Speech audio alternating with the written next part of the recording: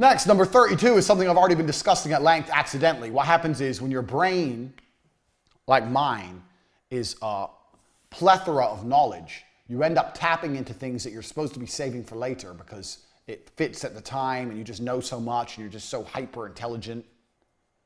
I don't know if you'd understand that, but that's what happens when you have deep knowledge of a subject. Sell the result of a product, not the product itself. We've already discussed this, so we'll discuss it again very, very quickly in case you weren't paying fucking attention. Ebook. Selling the product is, I have an ebook and I deliver it to you instantly and it has 8 pages and 5,400 words and it talks about girls. That's selling the ebook. Selling the result is you're going to understand women and you're going to have a better sex life for the rest of your life and you're going to have lots of women in your bed. Which of them is more interesting for $17? The result. Always sell the result. Write that down here. I mentioned it earlier, but it's extremely important. Next, 38. Image sells. So we're hustlers. This is the Hustlers University. Image sells. Now, there's a lot of guys on Twitter who constantly talk about saving money. It grates on me. It annoys me. These are the other guys in the saving money, the making money space. It's not how much you make, it's how much you save. Can you save, save, save? Stay at home, save. Don't have a girlfriend, she's expensive. Jerk off, save, save, save. It's bullshit. You need to have a nice image of yourself if you want to sell things. Buy the nice car, wear a nice suit. Find some money, make sure it's still coming in. Because buying the nice car, you say, oh, how does that equal money in? Well, it actually does because it's your reputation. You have to have a nice image of yourself to sell nearly anything nowadays. Drive a nice car if you can. Have nice clothes, look good, look presentable, go gym, have nice things. I'm not going to tell you not have nice things. A lot of people who say that are fucking liars. Tight losers, they're tight losers. They're living a tight person's life. Do you really want that life? Do you want to be selling $17 ebooks and sitting at home and not spending any money and saving it all? Go fucking squirrel. Or do you want to be like me with 8 supercars? Who knows more? Let me ask you another question. If I would have launched CobraTake.com, I was already a millionaire when I launched it. So that's the difference between me and all the other course guys. These guys need courses to be rich. I'm rich without any of this shit. So I don't need this because I had cam girls way before this. When I launched CobraTake.com, the reason it was so successful was because I already had a Lambo. I was already rich. My car paid for itself. Would you be buying from me right now? Would you have bought this university if I didn't have a big house and loads of nice cars? If I said, I know loads about business, but I live in an apartment with a laptop and I sit there all day on my own, but I know loads, would you have even bought this course? You'd be like, well, what the fuck do you know? That shows how important image is. Flexing on the broke boys is important. So don't fucking neglect it. I'm not saying blow all your money. I'm saying that having a good image is not going to hurt you in any way. Don't be afraid to spend money for your image because it's a real thing. Everything in life is basically the same thing.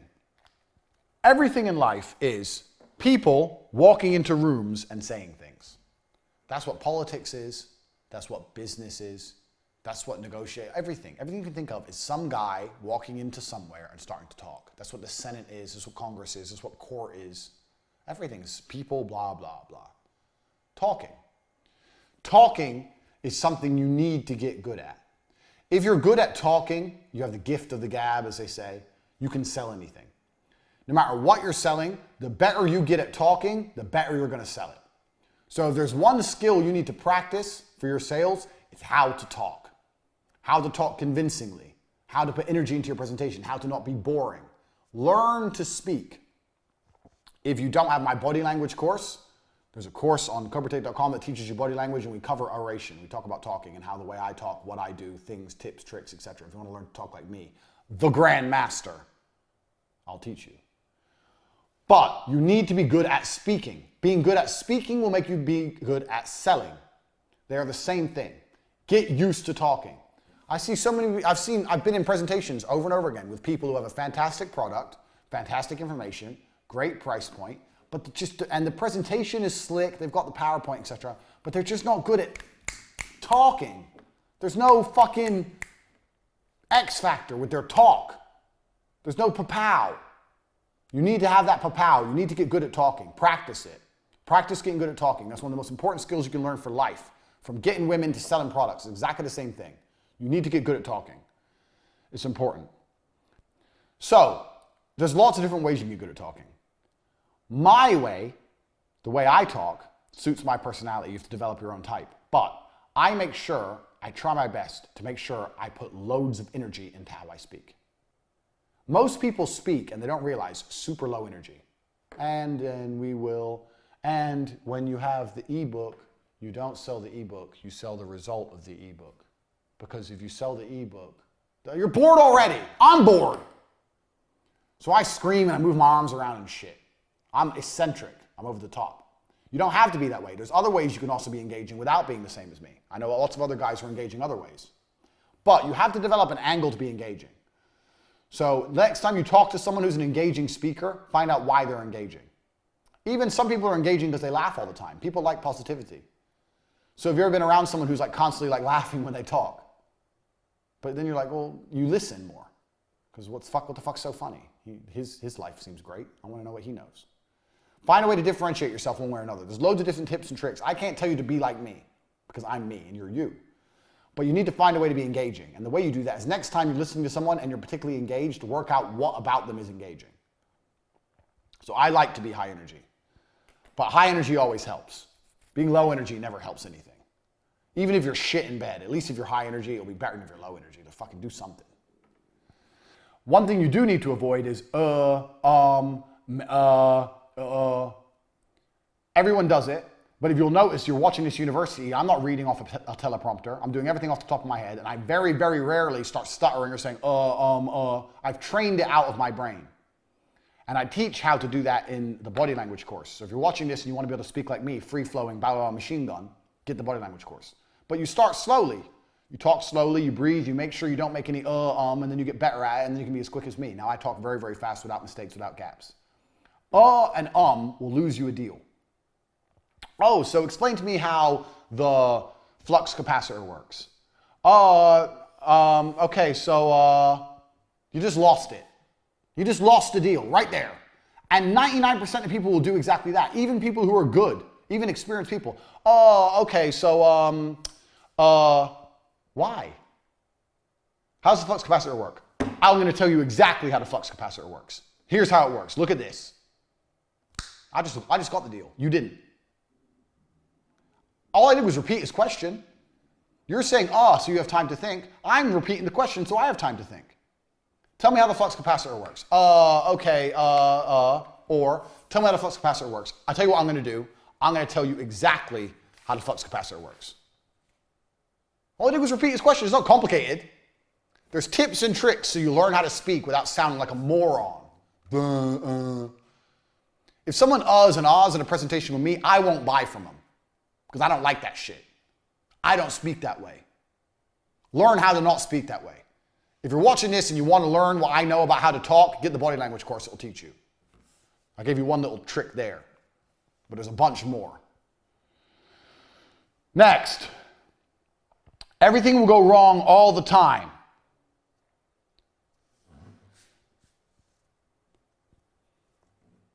Everything will go wrong all the time. That's why you need to have a high stress tolerance. And that's also why you need rule number 1. Your best weapon against things going wrong is rule number 1, speed. Speed defies gravity. If you get water in a bucket and you spin it around really fast, the water doesn't come out the bucket. As soon as you slow down, it falls out. Speed is that powerful.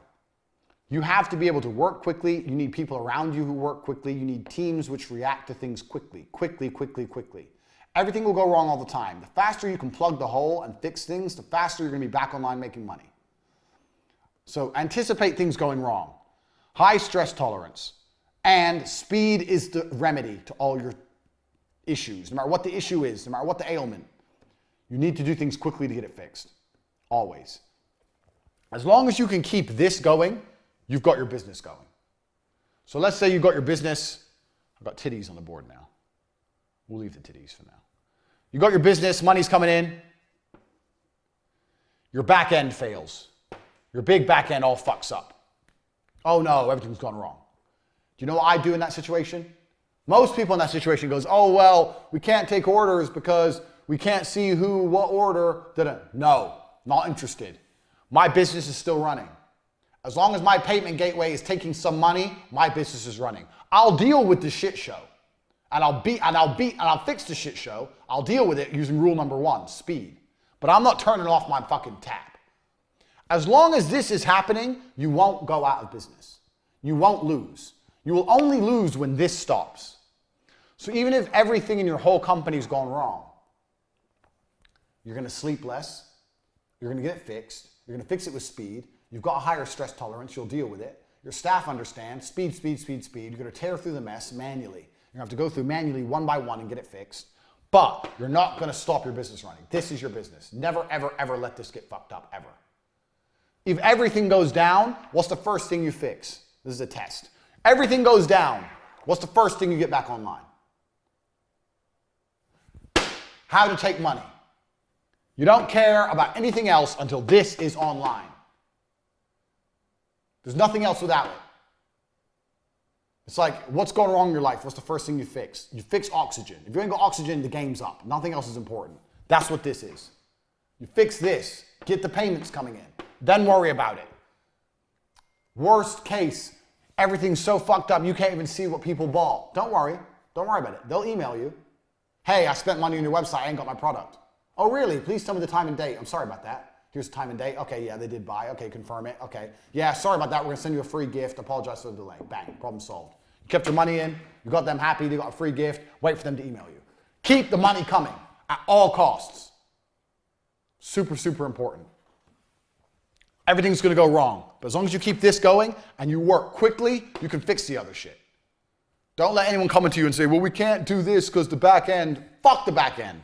I'm interested in the front end. Fuck the back end. Give me my money today. Next, if you find, this is a staff tip, number 41. You can clear my board. No more tits.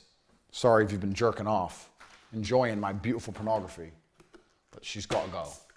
Number 41. Everything I know about business from start to fucking finish. Every single business I run by these principles. Every single business I run by these principles. Literally, every single one of them. 41. If you can find a loyal person, find them a job. So most people approach recruitment like, I have a job I need to fill, let me find a person. I approach recruitment the other way around. I try my best to go through life as I interact with people. If I find a person who I believe would be a good fit for my leadership style, which is do whatever the fuck I say and do it quickly, then I'll find them work. You can always find more work. The work is never done. Work is a black hole. Even if it's just to sit on my Twitter account and retweet tweets all day. It's still work, it's still engagement, still attention, still advertising. If I find someone who fits my style and I believe they'd be a good worker, and they're loyal to me and I know I'm going to be able to count on them, I'll find work for them. Don't turn down people you think will be good because you can't find work. If you're running a business and you can't think of work to do for an employee, then you shouldn't be running a business. It's very easy to find work. There's always something to do. There's always Twitter to tweet, or blogs to write, or go on Reddit and post forums and post bullshit with links to your product. There's always something to do. If you find a good person, hire them and find a job afterwards. That's key. And then as jobs, real jobs appear in your organization as you grow, you'll already have loyal members of staff you can reorganize. Don't throw away loyal people because you don't know exactly what they're going to do straight away. That's 41. 42. Aim way too high. And when I say way too high, I mean way too high. Now, don't be one of those jackasses that comes along going, yeah, I'm going to have it like on Dragon's Den or some shit, or The Apprentice. I'm going to have a business worth $500 million. I'm going to be a multimillionaire. Don't be an idiot. But you need to aim too high. The higher you aim, the higher you'll get. If you aim for the moon, you'll get to the stars. If you aim for the stars, you'll get to the sky. If you aim for the sky, you won't get off the ground. That's how it goes. You need to aim high. Be realistic. Don't be a dick. But you do need to aim too high. Whatever your expectations are, you need to triple, at least quadruple them. Because if your product is good and you're doing a good job and you're selling it to the whole world, why can't you be a billionaire? Why not? If you're doing a good job and selling a good product to the whole world, why couldn't you? So you need to aim much higher than you're currently aiming. It's going to help you reach higher levels. Just don't be one of them deluded dickheads who's already talking about $500,000 turnover when he has literally sold zero. I guess another way to phrase this lesson, number 42, is never be content. So when your money's coming in, let's say you get to the point where you're doing $2,000 a day, $1,000 a day, whatever. Never sit there and go, oh, that's pretty good. It's never good. It's never good enough, ever. It's never enough. It's never good enough. It's never enough to make you happy. Be greedy. Want more. Aim high all the time. It's your instant source of motivation. If you're happy and content with what's coming in, you're not going to aim high enough. You have to be pushing forward. Remember, always looking to the new money. Forget the old money. Aim higher. All of the time. I can't stress that enough. Next lesson. Irrational self-confidence without being a bullshitter. People like confidence. If I'm going to spend my money with you, I want you to be extremely confident on what you're doing with my money. If I'm going to, okay, so let's say I'm going in for surgery. I'm going to go see a doctor for surgery. Do I want that doctor to be confident about the operation or nervous? Do I want the doctor to say, yeah, I've done this loads of times. Yeah, I know exactly what we're going to do here. Yeah, it's easy. It's simple. I've done it loads of times. Or do I want him to be like, oh, well, yeah, I mean, things can go wrong. And, you know, I didn't sleep last night. What do you want? You want confidence. So if someone's going to spend money with you, they want you to be confident all the time. So you have to be confident in your delivery. Now, don't be a bullshitter. Don't come along and say, I know more about girls than Andrew Tate, because everyone's going to know you're an idiot, because you don't. Anyone who's seen the PhD course knows that. But still, you need to be super confident at all times. So if anyone's going to spend money with you, they need to be confident. So when I used to go into sales, when I would go sell things, when I was doing television advertising, I would say I was the best. Say I was the best. Now, I was relatively new to the game, and I'd say, yeah, I've been in this game a long time. I've met a lot of people, and I've met a lot of agencies. I see how they do things. I'm not trying to sound conceited, but I'm very sure that we are the best at what we do. And they'd be like, oh, okay. I was like, no, really, we are the best at what we do. In terms of price-wise and the way we plan the media, I know we're the best. We're the best in the country. Did I have any evidence? No. Just said it. Who gives a shit? Evidence. What evidence? They go, why? And I say, oh, because of the way we do planning and the price point we work at. I've been in this industry a long time. I've seen lots of people, and I've also taken lots of big clients from other competitors, and I know that we're the best. Bang. Just said it right there. And if you say it so confidently, they're not going to be like, well, no, you're not. They don't know. They don't know anything about your industry. How are they going to prove it? They're like, oh, okay. Oh, well. People love confidence. They want to give their money to the best because they know the best is going to give them the best job.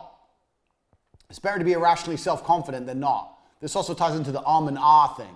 Did you notice how smooth I was right then when I said why I'm the best? Did I go, I think, we're the best, No. I'm the best. Any job you do, any client you're going to land, you need to sit there and say, I'm the best at what I do. I'm the best at what I do. What they're going to do is say, no, you're not. Yeah, I am. No, you're not. How do you know? It's my industry, not yours. I'm telling you I'm the best at what I do. You're not going to find anyone better than me for this price point. No way. Impossible. I am the best. There's no one else in the world who does what I do at this cost. I'm the best. Congratulations, you found the best. You're lucky. Irrational self-confidence. Do not be a bullshitter, but you need to be super self-confident. Smooth with it. James Bond. He walks in, he's outnumbered, everyone wants to kill him. I'm the best. Doesn't matter. I'm me. I'm a G. That's how you have to be. Irrational self-confidence, super important. Lots of people don't have enough confidence when they're trying to sell. I don't know why. You're trying to sell something and you're all like, oh, well, maybe. Fucking maybe. Irrational self-confidence. Now, next point, 45. We're on 45. We're almost halfway. This is another thing that's going to change the way you view business and money. I want you to understand something. Money cannot be made. I don't even like the saying making money. We're making money. Nobody's making money. The Federal Reserve makes money. You're not the Federal Reserve. If you are the Federal Reserve and you bought my course, I'm very, very humbled, but I doubt it. You're not the Federal Reserve. You're an individual. We're not the Rothschilds. We're shit munchers, which means we cannot make money. All we can do is take money from other people. Money exists and we have to take it. Dan the crackhead said to me something once. When our TV business was doing deals and there was money all around, we had no profit, but there was money in the bank and we had new cars and this big fancy office, all this money. I said, how the fuck did this happen? This is crazy. I'm 20, I got this advertising agency. He said, money's like water, and water is always moving.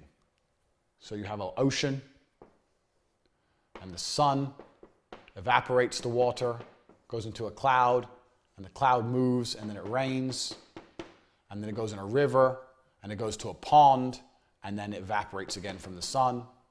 Water never stays still. The cycle of precipitation. Some geography for you. And he said, money is like water, it's always moving, and if you stand in the right place at the right time, you're going to get wet. And that's absolutely true. So money cannot be made. It can only be taken from someone else. You stand in the right place at the right time, where money's moving, you're going to take it. 99% of people are middlemen. Most people are middlemen. Everyone's a middleman to some degree. Loads of companies exist out there that are just simply middlemen. All they do is there's something, this is a product, this person wants the product, they're in the middle, they make money. They supply the product. Done. And it really ain't that complicated. They're middlemen. So, money cannot be made, it can only be taken from other people. So every single penny that comes in your bank is not made, it's taken from someone else. Why are they going to give you their money? Why? That's a serious question. Get a piece of paper and write down. I have this, I'm selling to this person, they will give me their money because. And you should be able to name a bunch of reasons. And if you can't, you have a problem. Don't be thinking about making money. You're not making money. You are taking money. And because you are taking it, you have to convince it from others. That'll change the way you approach your marketing, change the way you view money, change the way you approach your business. Because that's the reality of what's happening. You're not making shit. You're taking shit. It's very, very different. You're convincing it, prying it from them. Precipitation cycle for bonus. Next. Don't make anyone irreplaceable. This is a very simple one, but I've seen it happen time and time again. You're a guy, you're busy, you get an assistant, your assistant is exceptionally good, your assistant knows all the passwords and shit you don't know because you're busy and you're in a rush. You know the end of the story. Don't make anyone irreplaceable. I wrote this down because I've seen 2 people lose their companies because they lost either their top salesman or an assistant. So if your top salesman's floating your company, he's irreplaceable. You need to fix that quickly. So with T2, we had one salesman who was better than all the rest. His name was Gerdip, who was really, really good. And we didn't make him irreplaceable. And when he left, we really suffered. What I should have done is go to Gerdip and say, you know what, bro, you're really, really good. You're amazing, da, da, da, da. Do you mind on Fridays, if every Friday morning you give a speech or you teach the guys the pitch or what you're saying on the phone, and then you can have Friday afternoon off. I'll give you a day off a week, or I'll give you some extra money, or we'll go out for lunch, or I'll give you a company car, anything. If you can teach, you don't mind, in fact, you probably would have done it for free because people like the ego thing, the promotion of telling others what to do. How about every Friday you can teach the guys and we can go through the script and they can learn from you? To make the others get up to par so he's less irreplaceable. Take what he knows. Never make anybody irreplaceable. If you see or identify someone as irreplaceable, or you look at your company and go, I couldn't survive without this person, then you're in trouble. You should always have a company and you should work with people and it should be fantastic, but you should know if any of them leave, you can find someone else at all times. Next, another basic sales tactic. Tell people they can't have things. You already should know this if you've sold anything before, but you should know. Tell people they can't have things. All the time I tell people they can't have things. If you tell people they can't have things, they want things. This is the reality of the world. So let's say someone calls you to buy, let's say you sell flux capacitors. I'm going to draw a flux capacitor.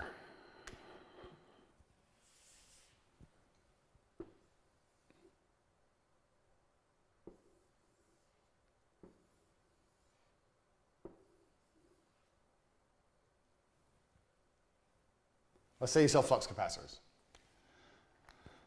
And someone calls up and goes, I need 2 flux capacitors, please.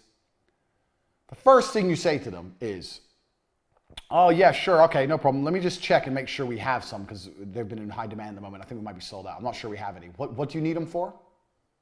Oh, I actually want to buy them for XYZ. Okay, I don't think we have any right now. Let me get back to you. What's your name, number? Da-da. So what just happened in that exchange? Dude wants the flux capacitor. I am in the middle. In that short exchange, I told him, one, he may not be able to have the flux capacitors. And two, I asked him why he needs the flux capacitors. So one, I told him he can't have it. And two, I asked him why he needs it, to reconfirm in his mind that he needs it. I don't know we have any. Maybe there's something else. Can I ask what you want to use it for? Oh, I need it because my dick is too small. And I want to use the flux capacitor to grow a man-sized penis. That's fine. I don't think we have any. So he's reconfirmed his need, and I've told him he can't have it. Takeaway. His desire for the flux capacitor is higher now than it was before. He wants it more than ever. So, this is obviously one example of how this can be done, but you apply this basic principle. Get them to confirm what they need, tell them they cannot have it. You cannot have what you want. You cannot have it. You're not allowed it. When I eventually call him back and go, okay, how many did you need? 2. All right, I can get hold of 2 for you, but it's going to be difficult. Are you looking to purchase right away? Oh, well, I was thinking next week. Okay, well, I don't know if we're going to even have any then, so bye. Are you looking to purchase right away? Yeah, I am. If you ask someone, are you looking to purchase right away, and they say yes, it's done. Deal's done. They ain't going to fuck around giving you credit card details. They've already said yes. They're looking to purchase right away. Bang, done. This is sales. You've managed to fulfill his need. Buy it now. Tell people they cannot have things. Now, a lot of people do this online with the simple running out of time, this book won't be allowed around forever, blah, blah. But that's shit because an ebook is around forever. So everyone knows you're just doing it because it's garbage. If you actually could use your brain and think outside the box a little bit, you could find a better way to do it than that. Telling people they can't have things. So, for example, if you sold a $17 ebook on girls, let's say, saying the ebook won't be around forever, everyone's like, bro, it's a fucking ebook. It literally will last forever. Shut up.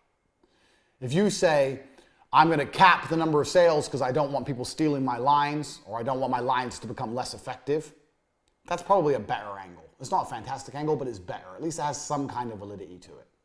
But telling people they can't have things is a fantastic way to make people want things. It works. So here's a little example of how that's done. We're going to come back to this point later, and another point I'm going to mention. I nearly started talking about something, but I've shut up because I know it's a later point. Learning. We have reached the halfway point of your education. Point 50. And I've deliberately made this point 50 so I can tell you something that you already know about yourselves halfway through this presentation. You already know what to do for your business. You already know how to make money. You're fucking lazy. And I'll give you an example. The other day I was talking to some chick, story of my life. She's talking shit, obviously, about how she wants to run a makeup company. I said, if you want to run a makeup company, why don't you have a makeup company? She goes, oh yeah, I know, but I don't know what to do. I said, okay, I'll tell you exactly what to do. Here's what you do. Let me clean my board. Here's what you do. Go to Alibaba.com, get some samples of makeup, find one you like, put a new sticker on it, make a website, sell it on your website, get YouTubers who talk about makeup to talk about your makeup brand, sell makeup. Done. You own a makeup company. She goes, that's a good idea, actually. I go, yeah, it is. A week later, I said, how much makeup you sold? She goes, what do you mean? It's like, I told you how to do an entire makeup brand from start to finish. I told you to do an entire company. How much have you sold? She goes, oh, well, she did nothing. 7 days, she did nothing. I told her how to run a whole company. You wanted to run a makeup brand. I just told you how to do it. Didn't do it. A lot of you are out there already sitting on ideas, and guess why you're not doing them? Because you're fucking lazy. You know how to do it, but you won't do it. You already know what you should do. You already know how to do it, but you're not doing it because you're fucking lazy. You already have the idea. Go. Stop waiting. Number one, speed is everything. What are you waiting for? If you would have started the idea a week ago, it would be ready by now. You're fucking around. A lot of people out there with business already know what to do. They just are lazy and they don't get it done. If you're waiting, hoping you need some kind of investment or you're waiting for something, you should have learned enough in the first half of this Hustlers University that you don't need investment. You can get the money coming in without investment. We've already discussed that. There is nothing to wait for. I hear it all the time, man. People don't realize how often they do it. I hear people say, oh, I've got this idea for a course, let's say. Cool. A month later, yeah, I'm working on my idea. A month? Do you have any idea what I could achieve in a month? A fucking month? If I have an idea, it's ready same day. I had this idea. When did I have this idea for this? We're halfway through filming. We made the advert. We made the website. We start getting enrollment. I had this idea 34 hours ago, maybe. Like, fucking, let's get going. You know what to do. You're all slow and you're all lazy. That's the reality. That's point 50. You need to accept that about yourself and accept that if you really had the tenacity that you desire, if you really have the tenacity to get what you desire, if you're really like me, a go-getter, a warrior, you'd already be doing shit. Too much waiting, too much talking, not enough fucking action. I managed to get you here watching this program, and I got paid to do so, and I had this idea 32 hours ago when I was yelling at someone not to go to university. I move quick. That's why I'm rich and you're not. Miss Makeup Bimbo is what 99% of people are when it comes to business. They have an idea, and even if you tell them exactly how to do it, they don't do anything. They fucking sit around waiting for a makeup brand to fall out the sky and land on their face. Garbage.